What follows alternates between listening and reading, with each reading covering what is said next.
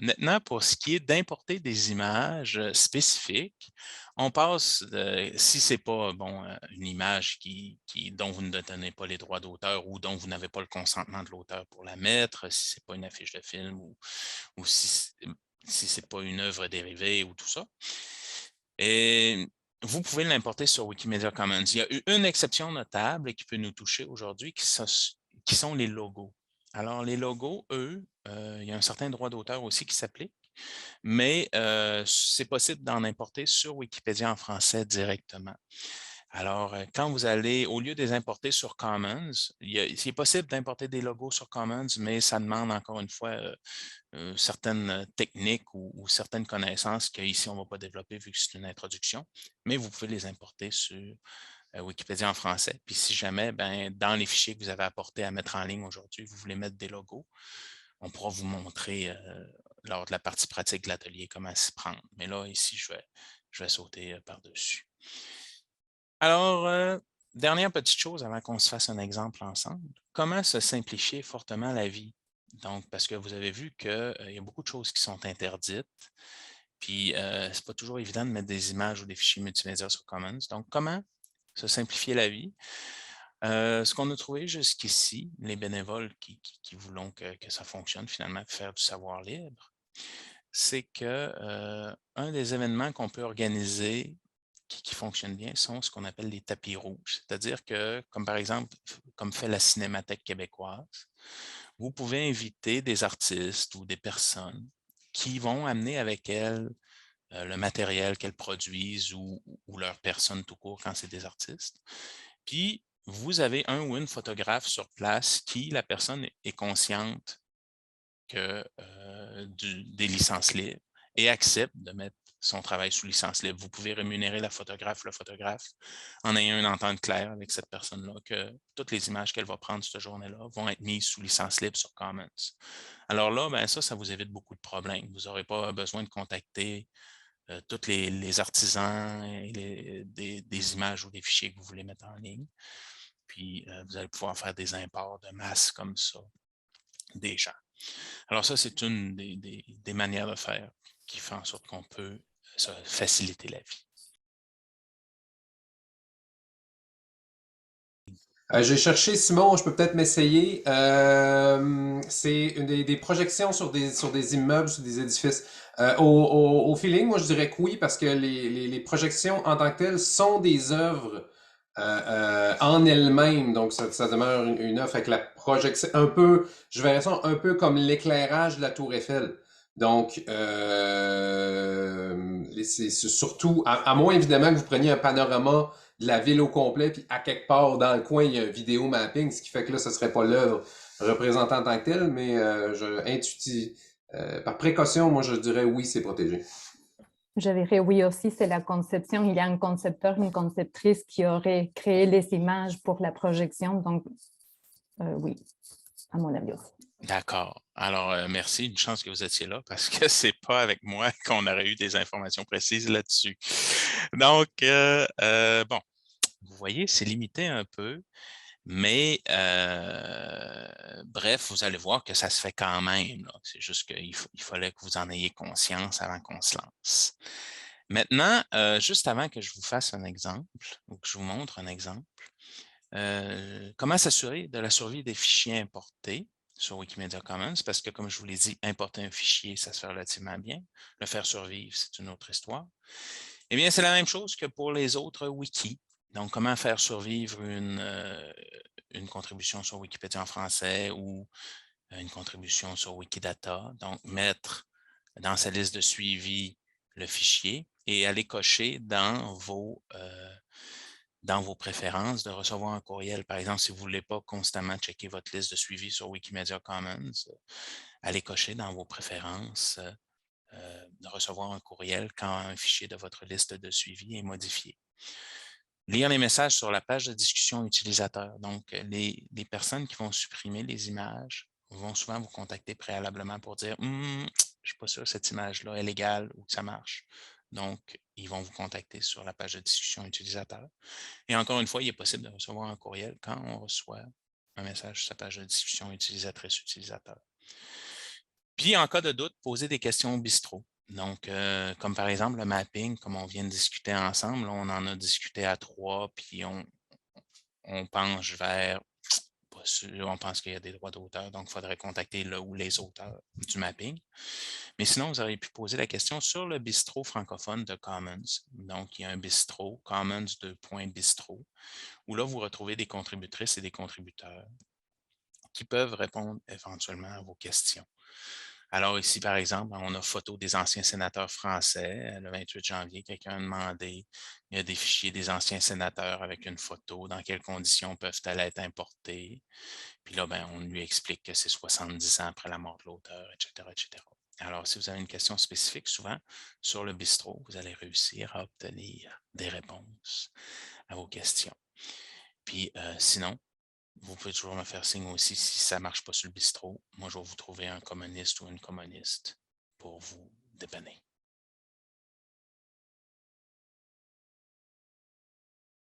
Pour les affiches de films, c'est si vous voulez utiliser le fair use que ce n'est pas permis. Mais Véronique pourra vous en parler un peu plus que moi parce qu'ils ont travaillé le dossier dans le passé.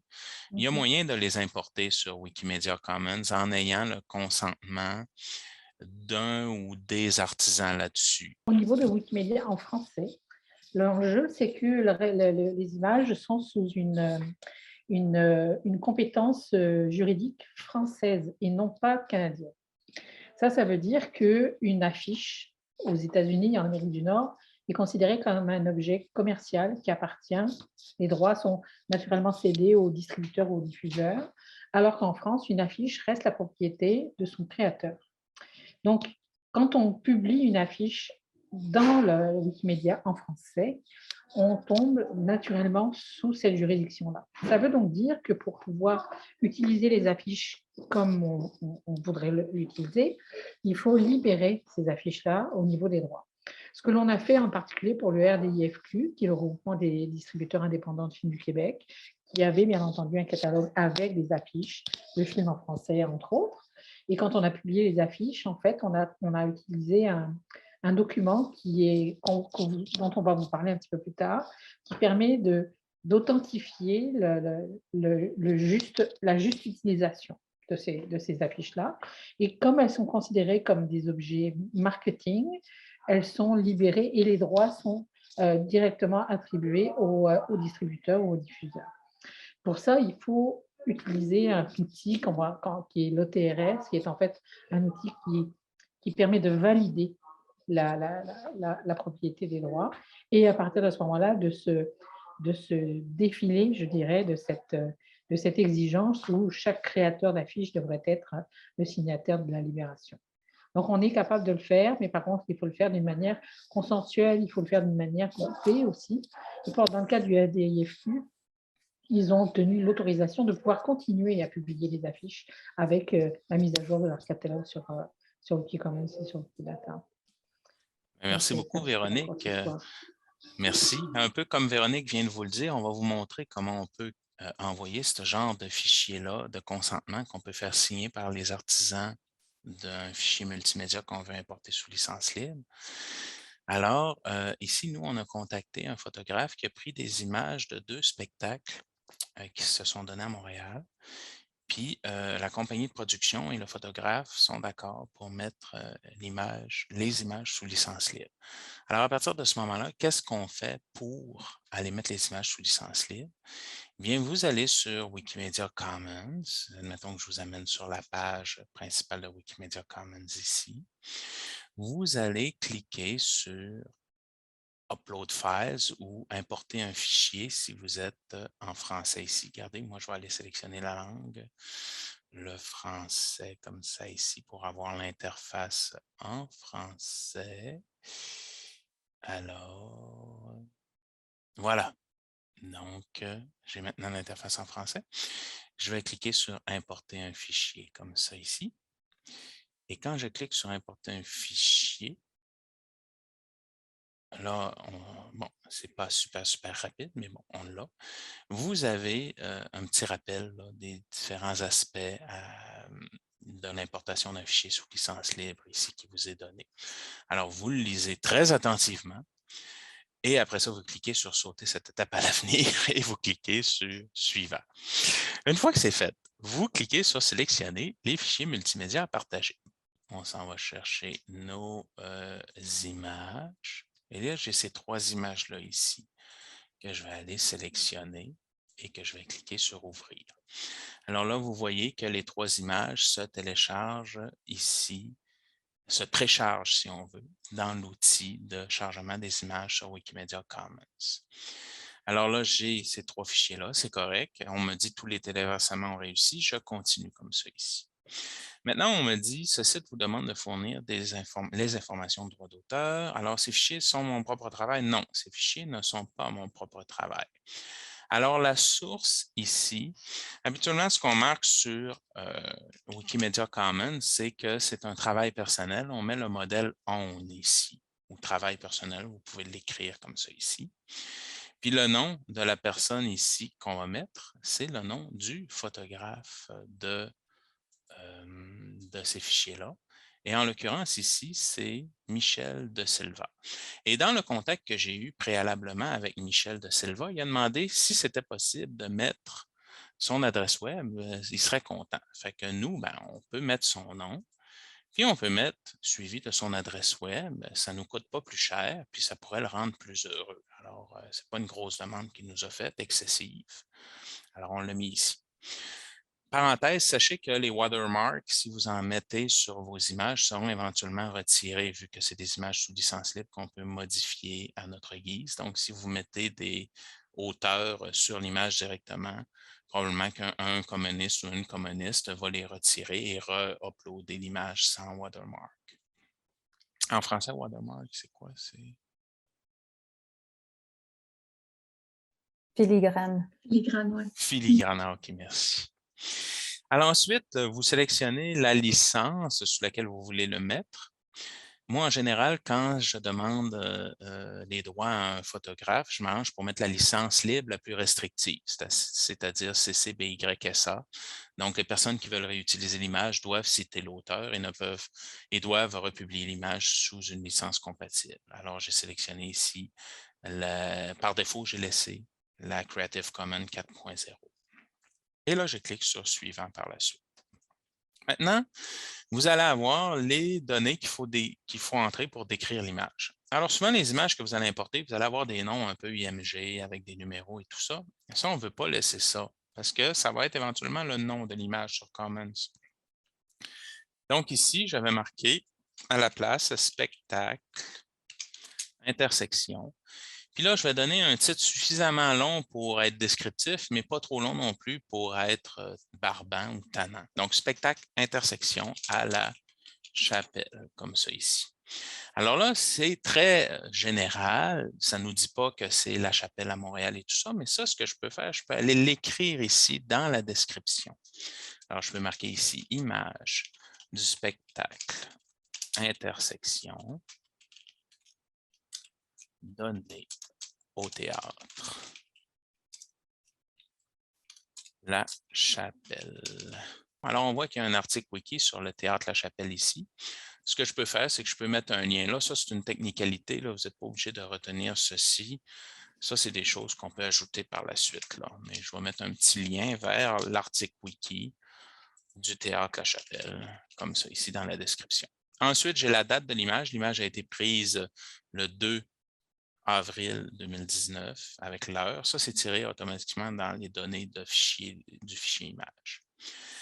Et enfin, il y a 2 dernières choses qu'il faut que je rentre. Une catégorie et le fait que cette image-là, ben, l'auteur va envoyer une permission pour la mettre en ligne. Dans les catégories, ça peut venir assez rapidement mélangeant de chercher la bonne catégorie.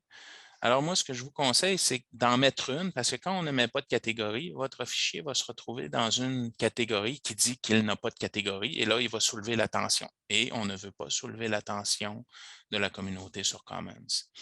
Alors moi, ce que j'ai fait ici, c'est que j'ai fait une petite recherche préalable et je me suis dit que comme catégorie, je pourrais mettre « Plays from Canada ». C'est la catégorie la plus proche de l'image que j'ai trouvée. Puis « Theatre of Quebec », c'est une autre catégorie qui me semble adéquate. la Société des arts technologiques. Le Théâtre La Chapelle n'a pas de propre catégorie sur Commons, mais la Société des arts technologiques en a une. Fait qu'éventuellement, celle-là, je pourrais aller la copier tout à l'heure. Alors, je vais copier ces 3 catégories-là, ici. Je vais les mettre. Je vais enlever celle-là de la Société des arts technologiques pour ne garder que Place of Canada ici. Alors, si je mets Place of Canada, on va me le proposer ici, je clique dessus. Et après ça, je vais marquer Theatre of Québec ici et on me le propose. Enfin, dernière chose à faire, on me dit, est-ce que je peux ajouter toute autre information? Je vais ajouter le modèle qu'on appelle Permission Pending ici, que vous pourrez copier-coller à la fin de mon fichier. Alors ici, je vais marquer Permission Pending pour dire que l'auteur de l'image va envoyer un formulaire de consentement de mettre cette image-là sous licence libre. Alors ça, c'est fait. La deuxième image, spectacle Bluff par Michel de Silva. Alors, je vais marquer ici 01 parce qu'il y en a 2 des images à la SAT ici. Donc, spectacle Bluff de Michel da Silva à la SAT 02 ici.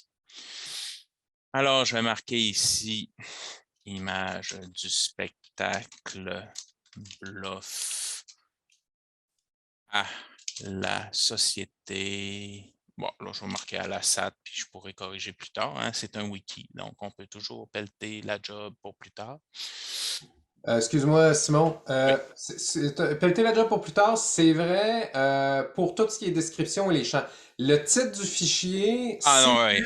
c'est plus tannant. Il faut demander Oui. une description, il y a quelqu'un qui va regarder. Fait que là où vous devez penser votre affaire, contrairement à tout ce qu'on fait d'habitude, tu disais si je me trompe, c'est pas grave. Le titre, c'est pas le cas. Fait que faut faire attention. Oui, merci beaucoup de la précision de me ramener à l'ordre, Miguel. Effectivement, il faut vraiment faire attention au titre parce que renommer sur Commons, ça ne se fait pas facilement. Alors là, vous voyez ici que je suis en train de mettre les différentes catégories ici. Donc, Société des arts technologiques. Après ça, Plays from Canada. On va mettre ça ici. Et finalement, Theatre of Québec, comme ça ici.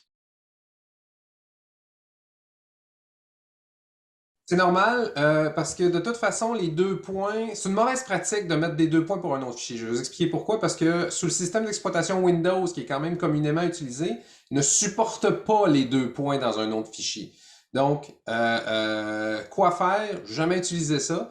Fait que prendre autre chose ou simplement y aller pour un espace, mais c'est une bonne chose. Je fais un jugement là, mais c'est une bonne chose C'est qui une est pas réalité, 2 points. parce que le 2 points est utilisé beaucoup au niveau du codage, et comme les points d'ailleurs aussi. Donc, on est mieux d'utiliser des tirets ou des tirets bas ou des underscores pour éviter toute ambiguïté au niveau de l'interprétation du nom du fichier. Si j'avais un conseil à donner, c'est peut-être d'y aller de façon cohérente. Si vous décidez de changer ça, si vous y allez avec un tiret bas, ben y aller à 2 points, toujours changer pour un tiret bas pour avoir une règle qui vous permette de passer de un à l'autre. Si jamais vous passez à travers une liste de fichiers comme ça. Donc, c'est ça. Donc, j'irai avec un autre caractère, mais d'y aller de façon systématique dans ce changement-là. Ben, il y a un débroussaillage qui a été fait par Frédéric Raphaëlla. Puis ce débroussaillage-là, dans un Google Doc, va être donné à l'intérieur de la présentation qui va être associée à l'atelier. Je pense, hein, Véronique, je pense que, ou Mariana, je pense que c'était prévu, là. Donc, il y a un petit débroussaillage qui a été fait. Mais je vous dirais que comme nouvelle contributrice, nouveau contributeur à Commons, ne commencez pas à vous casser la tête avec les catégories. Déjà que vous soyez capable de mettre vos fichiers en ligne et qu'ils y survivent, c'est ça le but. Le reste, ça s'ajuste par la suite, les catégories et tout, tant que vous savez où est le fichier, là. Mais là, il faut vraiment s'arranger pour que votre travail reste en ligne. Puis les catégories, il s'agit d'en trouver une seule qui est adéquate. Alors ça, soit vous allez sur le document de Frédéric ou que vous fouillez légèrement. Puis, il y en a des personnes de la communauté. Si votre image là, est intéressante, il y a plein de personnes de la communauté qui vont se retrouver dessus et la catégoriser adéquatement. Ça, c'est ce qui arrive à la longue. Donc, ici, vous voyez, j'ai entré là, mes descriptions pour mes 3 images et tout ça. Maintenant, je peux créer sur « Publier les fichiers ». Alors, une fois que j'ai fait ça, les fichiers vont se retrouver en ligne. Maintenant, il y a une nouvelle étape qui a été ajoutée depuis une couple d'années. C'est celle de pouvoir lier les images à des éléments Wikidata. Normalement, moi, je saute par-dessus cette étape-là, mais vu que nous, notre objectif dans l'atelier, c'est aussi d'avoir une certaine découvrabilité, ben, on peut taper des mots et l'outil va nous rechercher des éléments Wikidata associés. Alors ici, je peux taper par exemple « plays », donc pièce de théâtre. Je clique sur « pièce de théâtre » ici. Je peux ajouter « scène » ici. Donc, il y a une scène qui est utilisée, qui est représentée. Alors, je peux ajouter comme ça un paquet de mots. Et le web, vous savez un petit peu comment c'est. Hein? C'est des notions qui sont imbriquées les unes dans les autres avec des liens. Le web sémantique, c'est en grande partie ça. Donc, plus vous allez ajouter des points comme ça, plus vous allez créer une toile qui va faire en sorte que votre fichier va pouvoir être agrippé plus facilement dans des recherches web. Alors, n'hésitez pas à ajouter des mots comme ça ici. Là. Moi, j'en ai ajouté quelques-uns ici pour celui-là. Donc, puis là, je vais mettre « Publier les données » pour tous les fichiers comme ça ici. Donc, c'est sûr, ça reste très général, mais ça nous donne une idée. Alors là, vous voyez ici, j'ai 3 images qui ont été publiées sur Wikimedia Commons. Je peux les ouvrir dans un nouvel onglet. On me dit ici comment je peux les utiliser, faire un lien en HTML et tout ça vers ces images-là. Moi, ce que je vais faire ici, c'est que je vais d'abord regarder les images. Là, j'ai mon image ici qui est importée. Et on voit que la description s'affiche bien. Image du spectacle Intersection donné au Théâtre La Chapelle avec que c'est en français, que c'est un travail personnel par Michel de Silva. Puis ici, ça dit « Un courriel contenant les détails d'autorisation pour utiliser. Ce fichier a été envoyé sur OTRS, qui est le système de gestion de consentement pour les droits d'auteur. » Le courriel n'a pas encore été envoyé. C'est ma dernière étape que je dois faire si je veux que les fichiers restent en ligne.